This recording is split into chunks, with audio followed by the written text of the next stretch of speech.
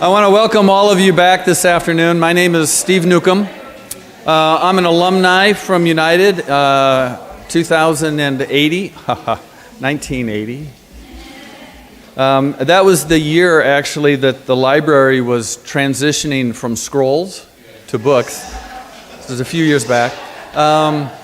As some of you may know, I'm the founding director of the Center for Public Ministry here at United, and actually we're changing our name, and you're the first audience to get to hear this. So we have changed our name to the Bigelow Center for Faith, Justice, and Social Transformation.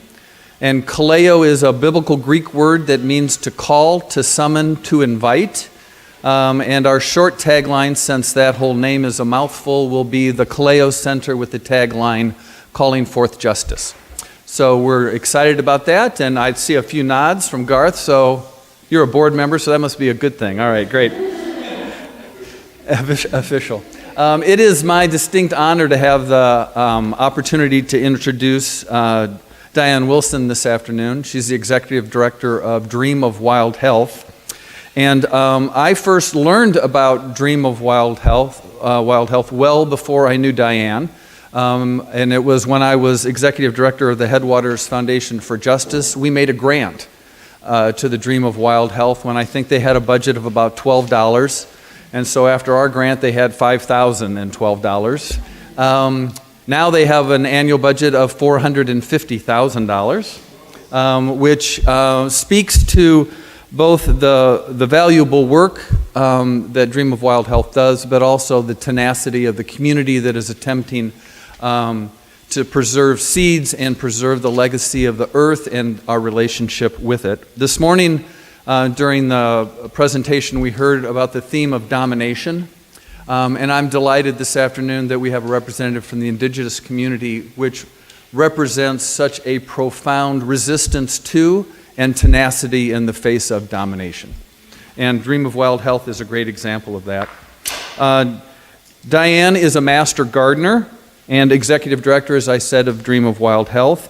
They now have a 10-acre nonprofit farm that helps connect urban native communities to indigenous foods and medicines. They actually own that land. Diane brings a passionate commitment to the organizational work on reducing American Indian health disparities. She's also a well-known author and has published 2 books about Dakota history, exploring Dakota heritage and related topics. The first is called Spirit Car, Journey to a Dakota Past, and the second, Beloved Child, A Dakota Way of Life. Diane has brought a copy of each of those books, which she's going to be donating to United's library today. And she may have, and she'll help direct you if you want to own your own copy, where you can get that. And I also want to say that Diane is currently a Bush Fellow, which has transformative impacts on folks. It was my Bush Fellowship that led to the founding of the Center for Public Ministry here at United. So I'm delighted to introduce her and to welcome her to United Theological Seminary this afternoon. Thank you.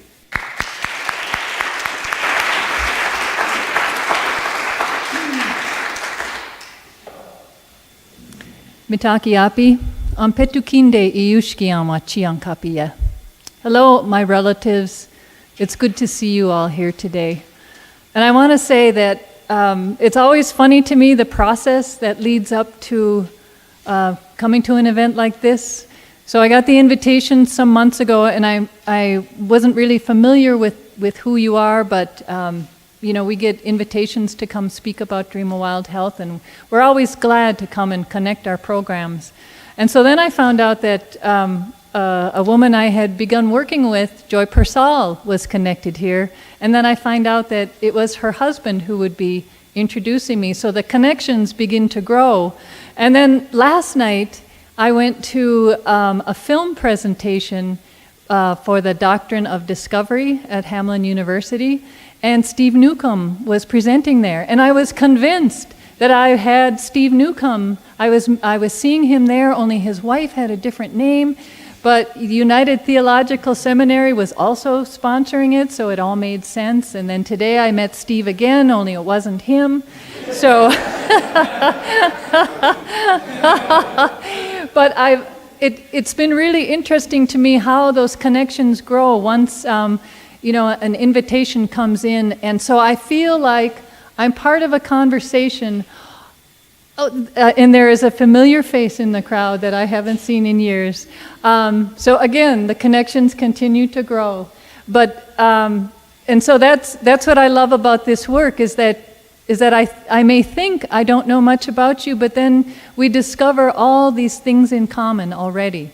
And so in addition to the 2 books that I would like to donate to your library, I also brought a small jar of our indigenous seeds from our collection. These are our black turtle beans. They are Hopi in origin, and I heard that you would be starting a garden. And so this is a gift from Dream of Wild Health, and what we hope will be the beginning of a relationship between organizations that truly care for the earth. So today I have being a writer, of course, I had to put a lot of words on paper. It's just my way. But I also brought a slideshow, and these are all photographs taken from Dream of Wild Health. The idea to me is that I want you, as I'm talking, and I'll be sharing a fair amount of history, I want you to be able to see the people who are affected, the people who are participating in our programs, especially the children. And so this will give you a sense really for what goes on at Dream of Wild Health as I explain a little more about both my own story and the work that we do at the farm. So first of all, I'd like to just say something about the film last night. Was anybody else there? The Doctrine of Discovery. So this is Sheldon Wolfchild's film.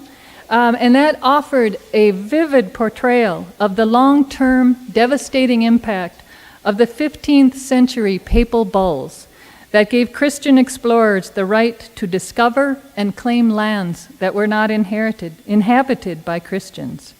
The indigenous peoples who were living here were considered to be less than human and could be converted, enslaved, or killed. This doctrine was adopted into law by the Supreme Court in 1823 and became a cornerstone for U.S. policy towards Native people. For the past 500 years, this doctrine has been used to justify the genocide of American Indians in this country. Only in the past decade have we begun to see churches and institutions begin to repudiate this horrific doctrine. So the event last night was a lesson in the importance of sharing our stories, of truth-telling, as a way of opening up the difficult conversations that are essential to the work of dismantling this doctrine and transforming its long legacy in this country. Through our stories, we challenge our national amnesia, the willful denial of a painful history that has been shaped by the deliberate choices and policies of the past, by individuals, by institutions, and by our government.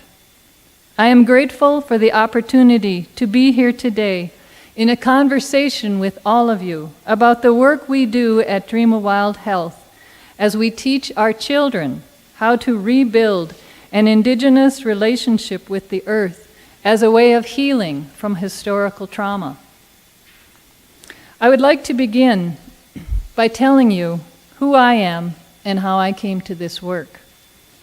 When I was growing up in a suburb of Minneapolis, I knew that my mother was enrolled at the Rosebud Reservation in South Dakota, and she spent 6 years at the Holy Rosary Mission School. I had many questions about her life that she refused or could not answer. She used to say, "We were poor, and I'm done with all that." Her silence was a closed door on the past. Years later, when I was struggling as an adult to reconnect to my Dakota identity, I watched a documentary on Dakota history as they were interviewing historian David Larson. He said, "If you know what was taken away, then you can reclaim it." Those few words became a guiding principle for my life and my work. First, we have to learn our true stories, our history, in order to know what was taken away. And second, knowing that history will help us return to the values and teachings that will heal and sustain our communities. David Larson's words were a reminder that our stories can become the foundation for healing, whether they're shared around a kitchen table, in a film, or at a conference like this one. Too many generations have been silenced from fear, from a need to survive, from shame, or simply because they carried too much pain and could not speak of it.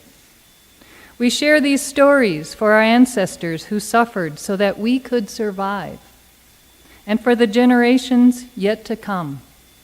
As author Linda Hogan writes, "It is story, really, that finds its way into language, and story is at the very crux of healing, at the heart of every ceremony and ritual in the older America." In 2006, I published a memoir about my mother's family, Spirit Car, Journey to a Dakota Past, as a way of understanding how assimilation works across generations. I learned how missionaries, boarding schools, land allotment, intermarriage, and blood quantum were all coercive tools in assimilating Native families like mine. I also understood that once this history is known, the act of closing one's eyes to it is a form of collusion with the colonizer.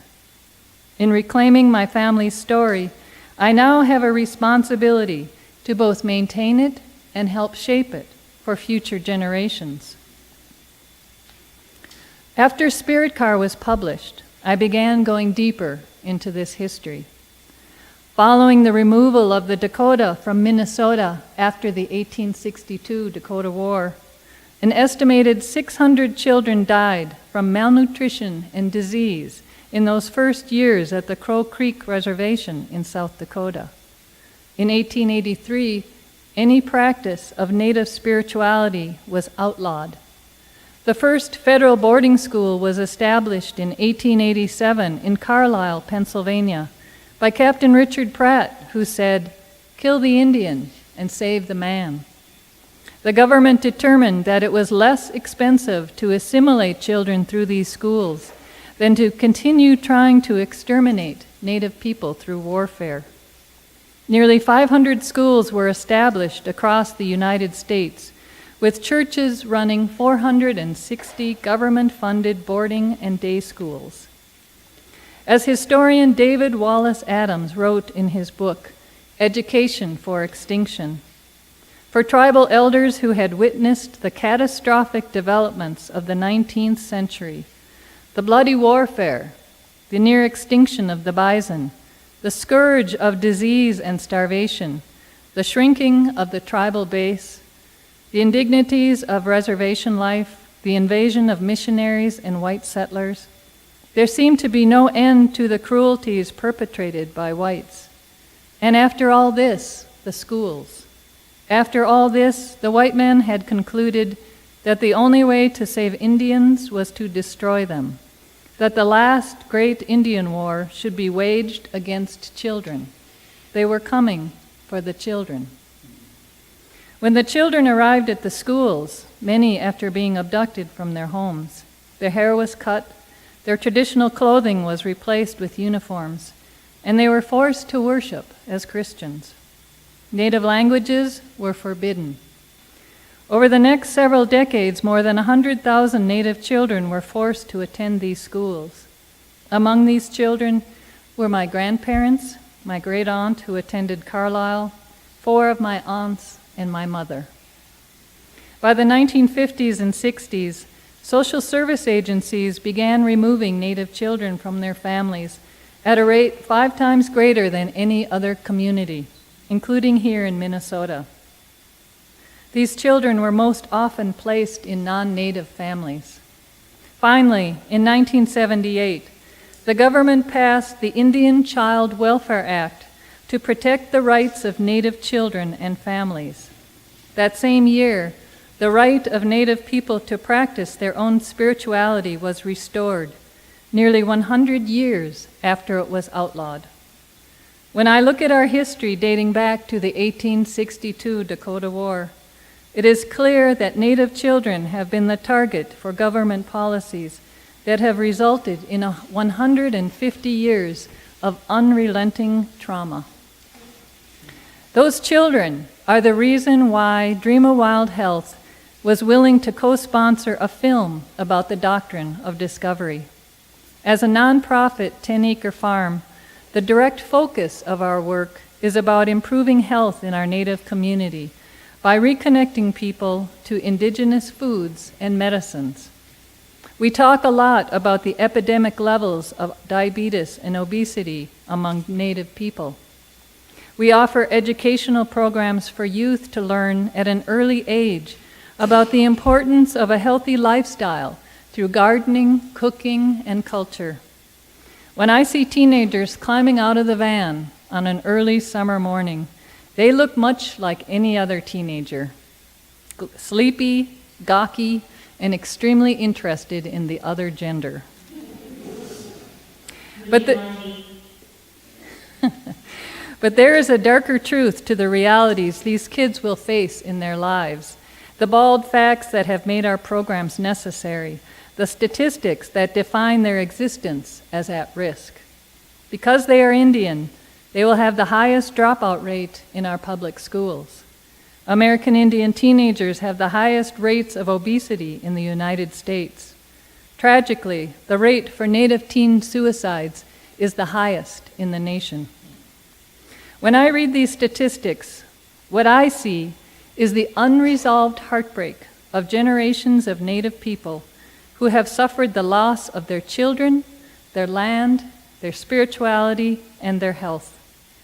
When we look beyond these statistics to the stories of grief and loss, then we see these numbers for what they truly are, the result of human rights violations intended to exterminate Native people, both culturally and physically, a legacy that extends all the way back to the doctrine of discovery.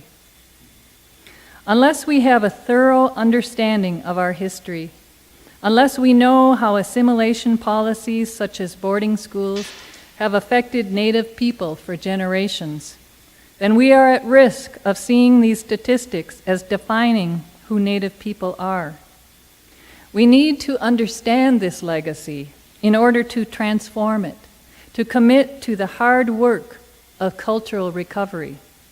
We need to know this history in order to move through it. In this room are people who have come together to share the work that we have inherited, to find common ground where we rebuild together.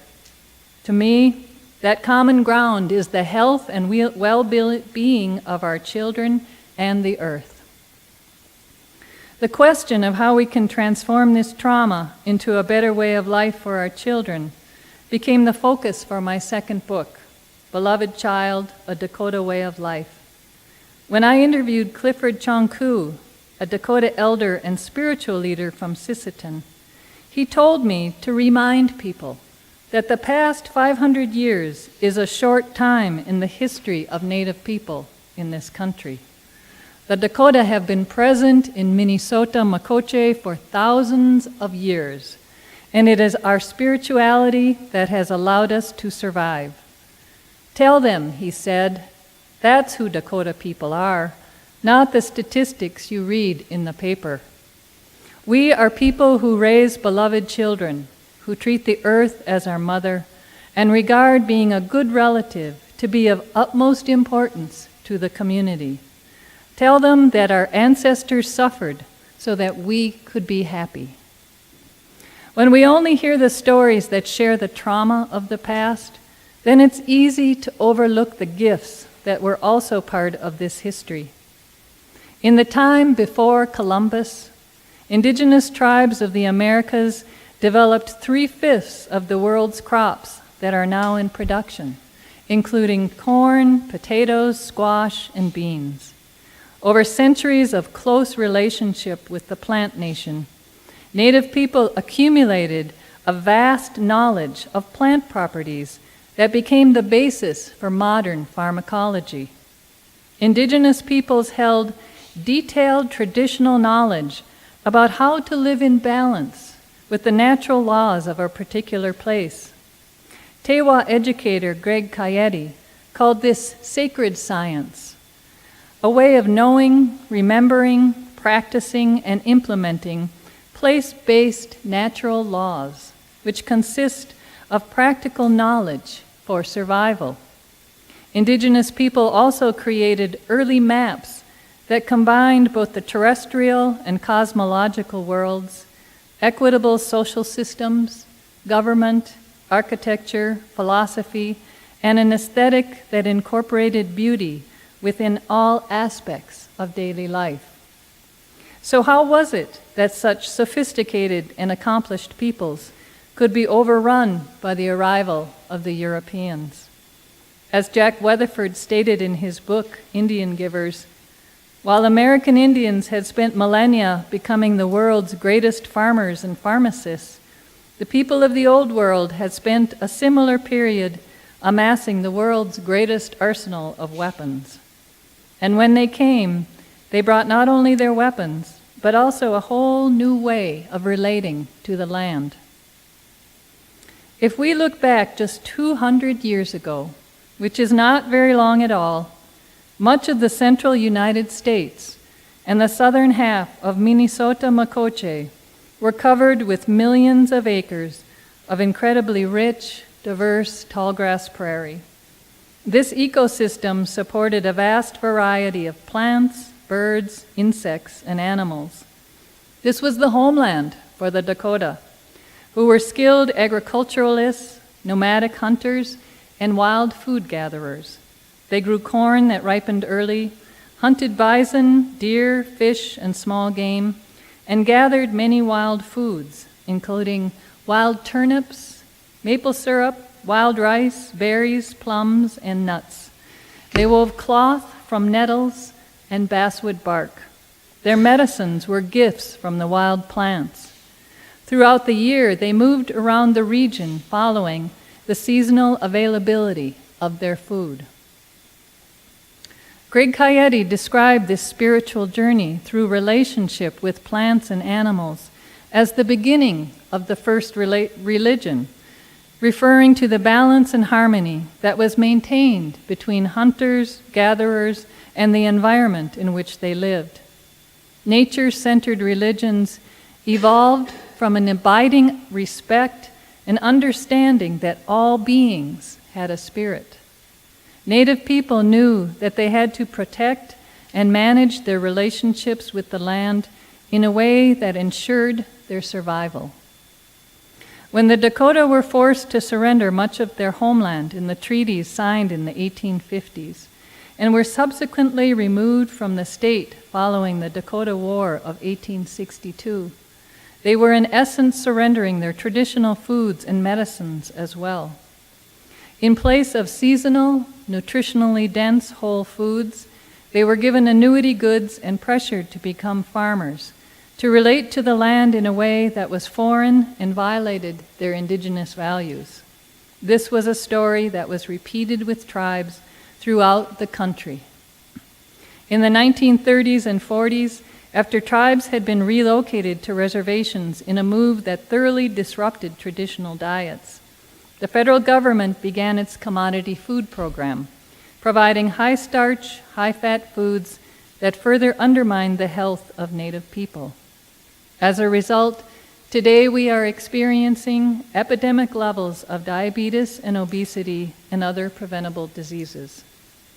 Between 1830 and 1900, 240 million acres of tallgrass prairie were converted to farmland, with less than 1% remaining today. The prairie that once covered southern Minnesota was plowed under to make room for our current agricultural system, with its dependence on growing limited crops, chemical fertilizers, and pesticides, and genetically modified seeds. 150 years ago, the United States did not have a commercial seed industry. Today, companies like Monsanto control what has become the world's largest commercial seed industry, promoting a form of genetic manifest destiny throughout the world. Here in the United States, Monsanto's genetically modified seeds provide 90% of all corn, soybeans, canola, and sugar beets grown in this country. The clash between cultures that began in 1492 was as much about our drastically different food systems as it was about our differing values, languages, and spirituality. This modern-day agricultural system represents a profound cultural shift towards treating the earth and the food she provides as commodities. If the land is a commodity, she can be sold. If our plants and animals are commodities, they can be grown in factories under conditions that emphasize profit rather than relationship. If our children are targeted as consumers, they can be manipulated to depend on foods that will shorten their life expectancy. How our communities eat and how our food is grown is intimately connected to the environmental issues we face. The food choices we make create the world we live in. The challenges we are facing as a society around food are symptoms of a corporate system that is exploiting our land and water for profit. Choctaw historian, Devin Mehezua has written, "The recovery of the people is tied to the recovery of food, since food itself is medicine, not only for the body, but for the soul, and for the spiritual connection to history, ancestors, and the land." So where does this work begin? By rebuilding an indigenous relationship with the land. We begin by recognizing that among the casualties in this long siege of assimilation has been an indigenous relationship with the earth that emphasized how we are all bound together in a web of relationships, right down to the smallest bacteria. Many of us have forgotten that learning about plants and animals was a lifelong commitment, where the real test of living was to establish a balanced and harmonious relationship with nature. Why? Because our survival depends on it. Today, our children are growing up in paved cities, afraid of bees, unable to recognize plants, and often completely ignorant of where their food comes from. And yet they will inherit this world. They will become its stewards. We are responsible for teaching our children that plants and animals are co-creating this world with us. And the lessons they offer can help us reverse the harms that humans have inflicted. As we say in Dakota, mitakuye owasi, we are all related. Once we see that the past 500 years since the doctrine of discovery is a break in our connection to this rich cultural legacy, then the question becomes one of understanding how we begin to reclaim it. A Dakota elder, Glenn Washichuna, explained to me that we do this healing work by returning to the traditional values that every tribe carries. In this way, we become the people that our ancestors were. We honor the sacrifices they made and the suffering they experienced. When we share stories that nourish us, stories that help us relearn and recover what was taken away, when we relearn our languages and our traditions, when we raise healthy children, then we are truth-telling in the way we live our lives. Through the blood memory that responds to the beat of a powwow drum, our body's truth-telling is the rhythm of the heart calling us home. When we find ways to transcend the trauma of the past, as well as that of the present, then we become free to be joyful in our lives. We are free to pursue justice, to work to change the systems and institutions that continue to oppress and discriminate against communities of color. We accept responsibility for our own role in changing this history for generations yet to come.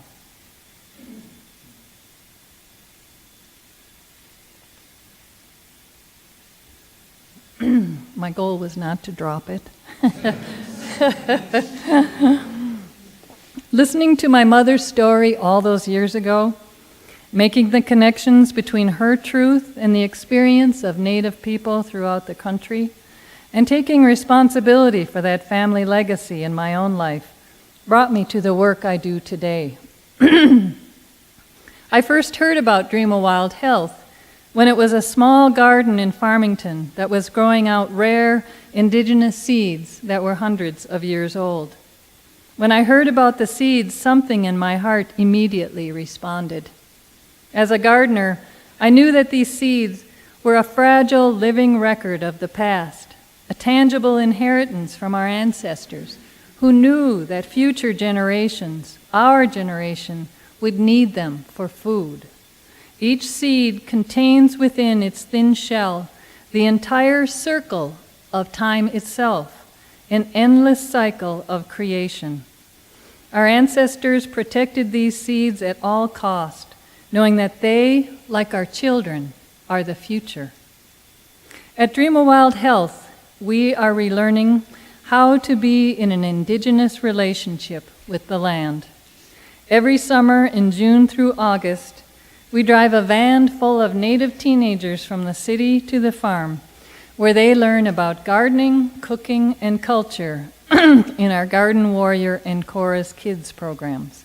We begin each day in circle with prayer.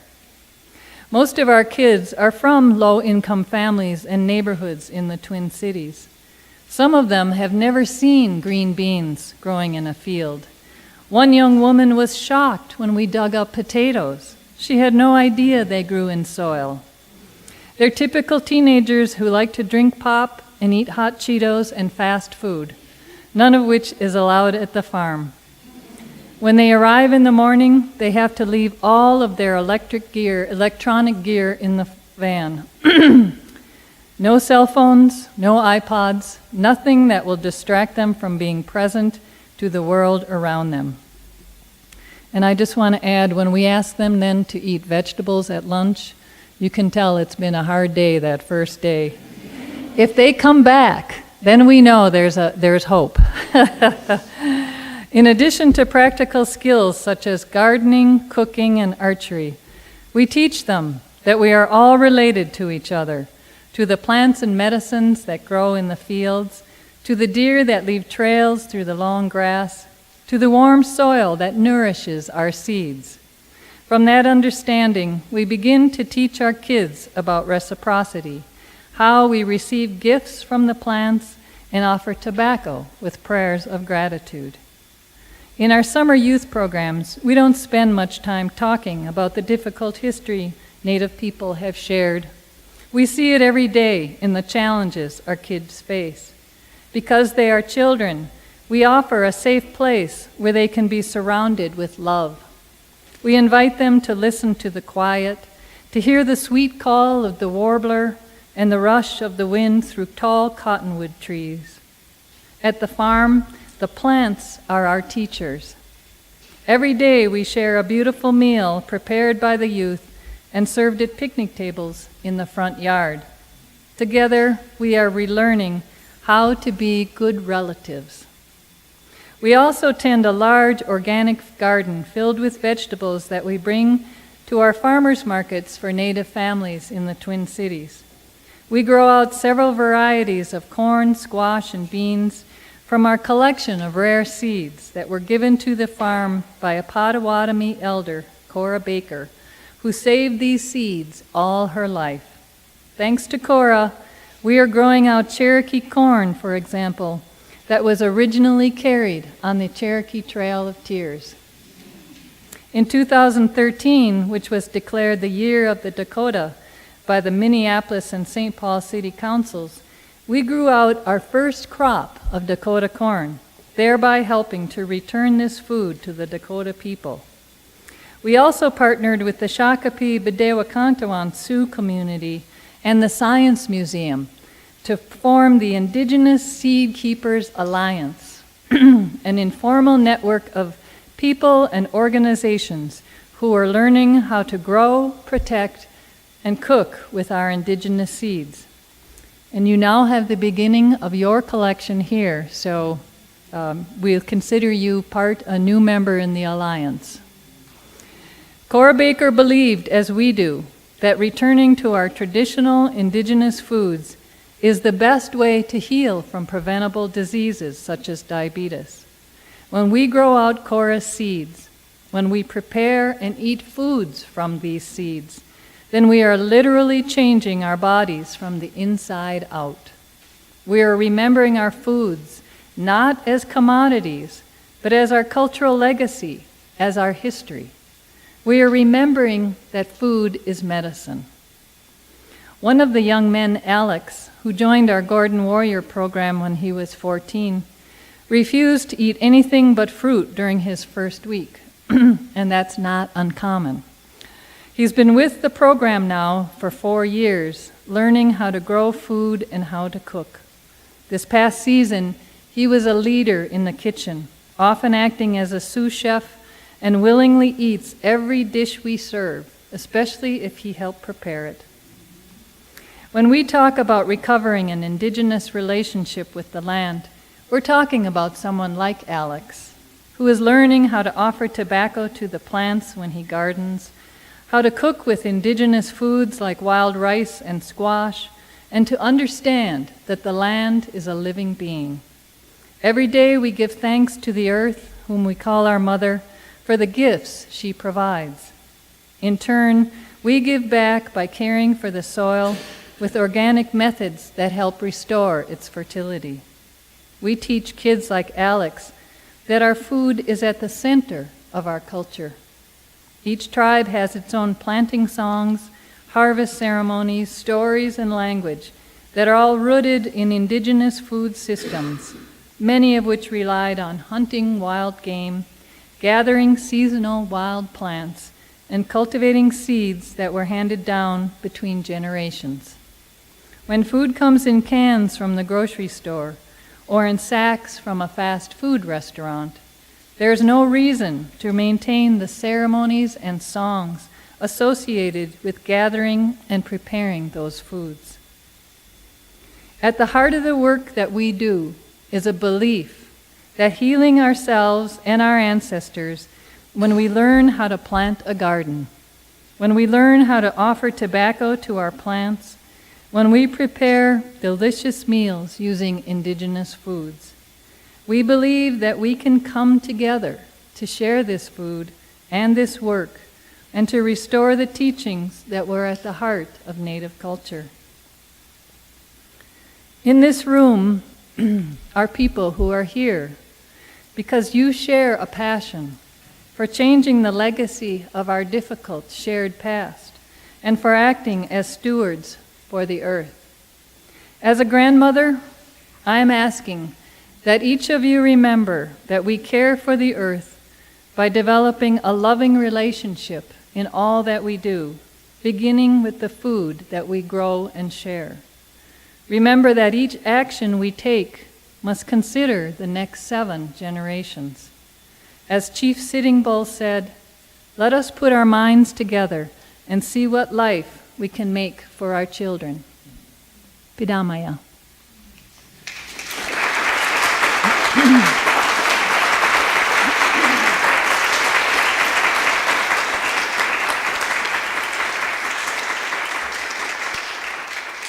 have some more time, so